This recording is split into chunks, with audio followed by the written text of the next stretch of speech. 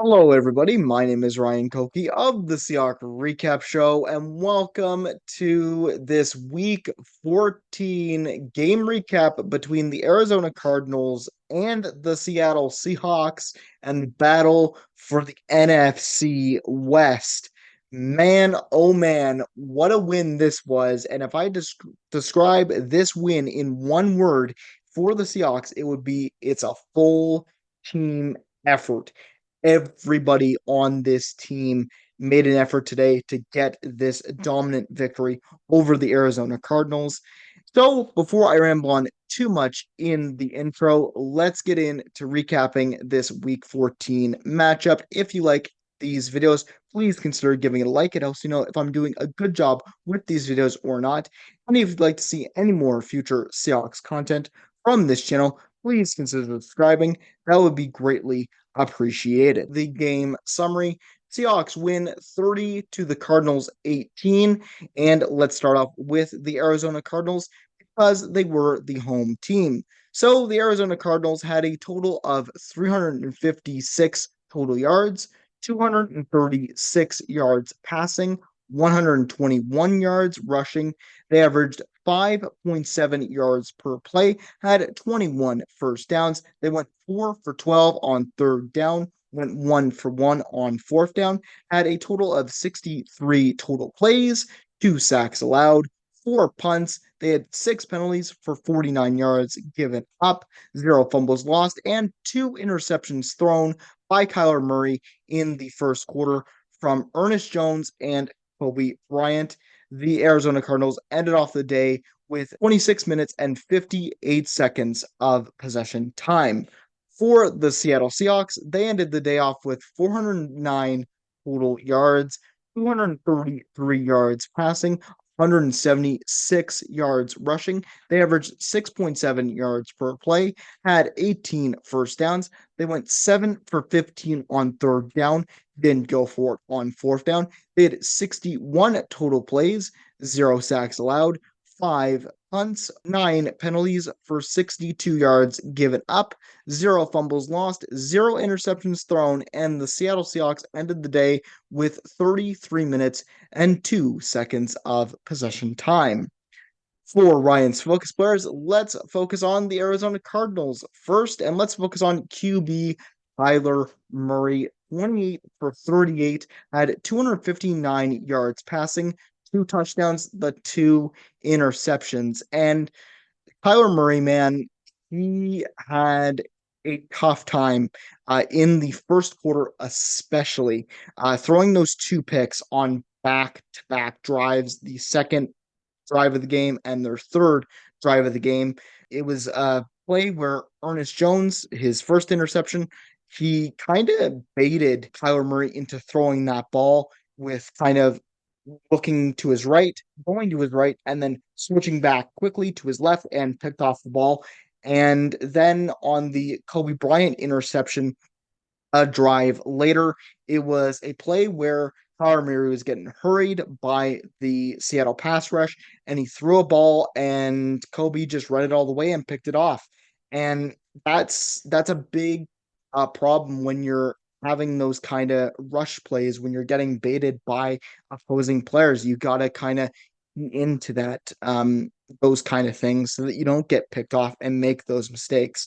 But also, Kyler Murray had 2 touchdowns, and he threw his first touchdown of the game on the first drive of the game to Michael Wilson. That was a very good touchdown, a nice methodical first drive of the game to score the 7 points.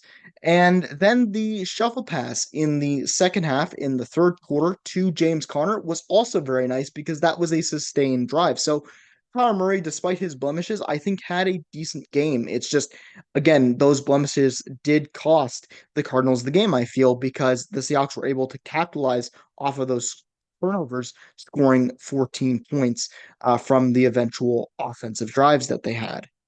Let's get to running back James Conner. He had 18 carries for 90 yards, averaged 5 yards per carry, had 0 touchdowns, but also had 4 receptions for 32 yards, averaged 8 yards per reception, and had the 1 touchdown in the third quarter. And James Conner, man, the last time the Seahawks met was in week 12. And the big thing about James Conner was he had 8 carries for 7 yards, and he had a really good game. This was a game that I expect out of James Conner. I expected out of the Cardinals. They've had a fantastic kind of run identity of football over this past season. So they've really done well. And James Conner had a really terrific game on the stat sheet. He's just a wrecking ball, that guy. So it's really nice to see James Conner doing well. Let's get to wide receiver Marvin Harrison Jr. 4 receptions, 49 yards, averaged 12.2 yards per reception, and had 0 touchdowns. But Marvin Harrison Jr., he was the fourth overall pick in this year's draft out of Ohio State. And man, Marvin Harrison Jr. is such a dynamic route runner. Like, this is his first year in the league, and he will get better with recognizing coverages and things like that. But he also was going up against Reek Woolen on a couple plays. And here's where I wanted to highlight how good Marvin Harrison Jr. is, because he had a play in there in the second half where he did a comeback route against the Seahawks, arguably their best coverage corner in Reek Woolen, and he just made him look silly and got the ball and made a big play for a first down. And that's the kind of effort that you want to see out of Marvin Harrison Jr. He was really good in college, and I think with time this guy can really ball out and show that he's got stuff to prove in this league. The Cardinals defense, and let's get to D lineman, and let's get to a ex Seahawk draft pick from 2019, LJ Collier. 2 solo tackles, 0 assisted, 0 sacks, and 0 forced fumbles. And the reason why I'm highlighting LJ Collier is due to the fact that on the stat sheet and in the game, the Seahawks were not running into the Cardinals front as much on the D line. They were getting past to the second level on a lot of runs, but the times that the Seahawks had Zach Charbonnet run for like 1 or 2 yards, it was because of the defensive front of the Cardinals. And although the Cardinals did not get sacks in this game, they did put pressure on Geno Smith. Just because they have no sacks in this game doesn't mean they didn't put pressure on Geno. Geno just could stand in the pocket and make those throws despite the pressure. But I think it was a good game from LJ Collier and the rest of this Cardinals defense. It just doesn't show up as much on the stat sheet because most of the tackles, most of the stats came in the secondary. And let's talk about the DB of the game for the Cardinals. It was Buda Baker, and there's where all the tackles are. 8 solo tackles, 10 assisted, 0 sacks, 0 interceptions. Who else am I going to talk about on this Cardinals defense other than the 6-time Pro Bowler, Buda Baker? He is a freak of nature. You always need to be aware of where Buda Baker is on the field because he can put up some massive numbers and he can be a game changer in a lot of scenarios for the Cardinals. And, you know, Buda Baker did have an issue this game. He did get injured a little bit. He was able to play, but he was battling through it. I think he hurt his hand on one of the plays in, I believe it was the second quarter of this game, but he was able to make just a bunch of tackles. And he's one of those safeties that can play the normal safety position where you're back a little bit deep, or he can play inside the box where he's very effective at rushing the passer when you need an extra rusher or things of that nature. And that's why he has so many tackles because he was helping try and stop Zach Charbonnet. He was helping stop Kenny McIntosh a lot of times. So it was a very good game from Buda Baker on the stat sheet. Let's get to linebacker Kaiser White. 4 solo tackles, 9 assisted, 0 sacks, 0 interceptions. And here's another guy, along with Buda Baker, that was just right there to make tackle after tackle after tackle. These two guys, Buda Baker and Kaiser White, are so annoying to play against because they're such good players for this Cardinals team. They're two pillars of this Cardinals team that I really like at linebacker and safety. And I think Kaiser White, his 4 solo tackles all based on him just being able to wrap up. And he also did make some plays against DK Metcalf in this game where he was breaking up passes. I'm thinking of that third and long, or no, second and long, rather. I think it was second and 20 in like the fourth, where if DK can just catch that ball, he gets a first down. And Kaiser White came up and just made sure that that wasn't going to happen. So it was really nice to see Kaiser White showing up out there today for the Cardinals. Let's get to the Seahawks offense and let's talk about Geno Smith for a second. 24 for 30, 233 yards passing, one touchdown, no interceptions. And this is the game. These are the type of games that I really like Gino. I really do like him, and I defend him a lot on this channel because I think he is a great quarterback. And here's an example of him being a great quarterback when he's not forced into positions where he thinks he needs to get the ball like quickly out of his hands. He's able to just gunsling it. He is a very accurate quarterback. And although he has trouble with ball security and not throwing interceptions, when he has games like this, when he has time to throw the football and the offensive line is clicking and things are going well, he is a very good quarterback. He was stepping up in the pocket, making throws. He was even in the pocket, willing to get hit to make some throws. And it was just really nice to see a great game from Geno Smith and one of the reasons why the Seahawks won this game. Let's get to running back Zach Charbonnet, the legacy game and the man of the hour for me. 22 carries, 134 yards rushing, 6.1 yards per rush, and two touchdowns. Had seven receptions for 59 yards, averaged 8.4 yards per reception, and zero touchdowns. And Zach Charbonnet, I must apologize. I was not familiar with your game, my good sir. What a game from Zach Charbonnet. He has always been a guy where if Kenneth Walker is injured, he can step up and be a workhorse, be kind of able to carry a workload, and he's explosive. He can be explosive, but he's not meant to be that. But when you need him to be, he can. I'm thinking about his 50-yard scamper to the end zone. That was just it was incredible. Like I knew he doesn't have the elusive speed of Kenneth Walker, but man, this guy can rumble and he is a sledgehammer for this Seahawks rushing attack. And he showed it here, his first game in his career with 100 yards rushing and just a great game from him. I believe he has now six touchdowns on the year rushing. Great game from Zach Charbonnet. Wide receiver Jackson Smith and Jigba, five receptions, 82 yards, averaged 16.4 yards per reception, the one touchdown from Geno Smith. And man, I have said this about Jackson Smith and Jigba a lot this season. What a safety blanket. The amount of chemistry that Jackson has with Geno Smith is so insane. When you need a safety valve, when you need a first down, when you need something, you're going to Jackson Smith and Jigba because this guy is built to be a football player and he's just a freak. He's also an Ohio State wide receiver like Marvin Harrison Jr. That school pumps out so many great wide receivers. Jackson Smith the Jigba is a freak of nature. So glad he's on this team. What a game from him. Let's talk about the Seahawks defense and let's talk about D lineman Leonard Williams, three solo tackles, four assisted, zero sacks, zero forced fumbles.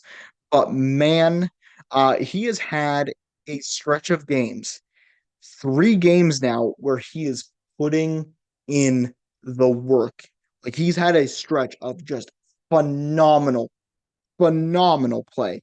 He got the pick six last week. He got defensive player of the week last week, and now he's just putting in a really good performance, allowing this D line and this front seven for the Seattle Seahawks pass rush to get in there on Kyler Murray and just force havoc. It is so nice to have him as a leader on this team. He's such a great player. Good game from Leonard Williams with the amount of pressure he was able to apply on Kyler Murray and James Conner today. Let's get to DB and let's get to Reek Warren. Five solo tackles, three assisted, zero sacks, zero interceptions. And I haven't talked much about Reek Warren over the past couple of games this season. He is a guy that is a freak of nature as well. He's one of the best coverage corners that the Seahawks have. He is a 6'4" guy that is just a freak in pass coverage. And man, he was on Michael Wilson a lot of the time, and he was on Marvin Harrison Jr. a lot of the time because you want your best coverage guys on their best wide receivers, and he's just a guy that breaks passes up, and he did a lot of that this game. There were a lot of potential touchdowns. There were a lot of potential big yardage plays where Marvin Harrison would have gotten a lot more targets if he was not covered by Reek One. I think he had a fantastic game today, not only in the pass coverage department, but also the tackling department. Five solo tackles, three assisted. Yeah, that's something that you don't usually see out of Reek One. He's now in his third year, and he's finally being able to learn how to tackle securely and make sure that he doesn't miss as many tackles. So good game from Reek One. Let's get to linebacker Derek Hall. Zero solo tackles, one assisted, zero sacks, zero interceptions. And if you know me, you know that I've said on this channel repeatedly that stats don't tell the full story of how a player does in a game. And this is a prime example. Derek Hall's stats do not look impressive at all, but Derek Hall made this pass rush so lethal because he was against Paris Johnson most of the game, the right tackle for the Arizona Cardinals. And he was making sure that he was drawing those penalties on Paris Johnson. And that's what Derek Hall can bring. He brings explosiveness, he brings fear and just determination to get to the quarterback. And he had a fantastic game with that, despite him not having the majority of the stats. He did a lot of things in this game today that you wouldn't see on the stat sheet. Ryan's final thoughts. What went well? Another game, another great game to help extend this Seahawks win streak to 4 games in a row. Defense capitalized off of the turnovers that they forced, and the offense finally got the run game going. And man, it's just one of those things when the whole team is meshing. Now, on a 4 game win streak, we've swept the Arizona Cardinals in the divisional matchups. This was a fantastic, fantastic victory. I just want to see this continue. But what to improve on? The only thing that I could see the Seahawks improving on this game was the penalties. 9 penalties today, giving up 62 yards. These penalties did kill some of the offensive drives. I'm particularly going back to when it was like 3rd and 20 because there was a hold, there was a false start, there were like 2 false starts on guards, both on Charles Cross and Abraham Lucas. And then there was an intentional grounding call on Geno Smith, which he's taken a lot of those, by the way. So those are the kind of things that I want to see kind of cleaned up because if you're going to be a playoff team, teams will capitalize off of your mistakes, and you might not want to kill some of the drives when it comes to being a playoff team because every point will count in the playoffs. My final thoughts. Overall, this was a very good win from the Seahawks side of things. They now have a 2 game lead in the NFC West. Keep it up, guys. Man, you're coming on the road in a hostile environment against a team in the Arizona Cardinals that have always been scrappy during the rebuild period here, and you put up a very good game. So just keep up this momentum, and we'll see you guys next week. 8-5 on the year. Great to see it. For the Arizona Cardinals, man, the first quarter of football really put you guys in a deep hole that you guys just couldn't climb out of. And that's something that happens when you have mistakes, when teams are forcing you into mistakes. and they capitalize off your turnovers. You guys did put up a fantastic second half. You guys put some drives together that really impressed me. Came out of the gate swinging on the first drive. You guys are a really scrappy team. You did make it close. Like it was 30 to 18, but it was 24 to 18 until like the fourth quarter and the Seahawks salted it away. You guys are a fantastic team. You guys are a scrappy team, even though you're in a rebuild, even though you don't have much talent on your roster in terms of star power. And it's always nice to battle the Arizona Cardinals because it's going to be a tight divisional matchup no matter what between these two teams. And I hope you guys will bounce back in week 15. Anyways, guys, that is it for this Seahawk game recap of week 14, Arizona Cardinals versus the Seattle Seahawks. I would like to know your thoughts in the comment section down below. How are you guys feeling about this 4-game win streak for the Hawks, improving to 8-5 on the year? I'm so happy with their performance. Just keep it up, guys. This is the playoff push because the NFC West is still tight. You just got to keep building that cushion and you'll make it there. Let's see what happens next week against the Green Bay Packers, which is always a fun matchup to watch. I hope you guys enjoy the rest of your week. Take care of yourselves. Go Hawks, go. And I will see you guys in the next video.